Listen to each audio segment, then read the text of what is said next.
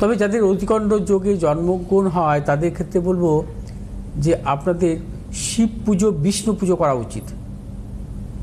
প্রতি সোমবার নিরামিষ খাবেন এবং নিরামিষ খেয়ে প্রতি সোমবার পঞ্চামৃত তৈরি করে শিবের জলাভিষেক করবেন অতিকণ্ড যোগের জাতক জাতিকাদের। নালে কিন্তু নানা রকম বাধা বিড়ম্বনার সম্মুখীন হবেন জীবনে।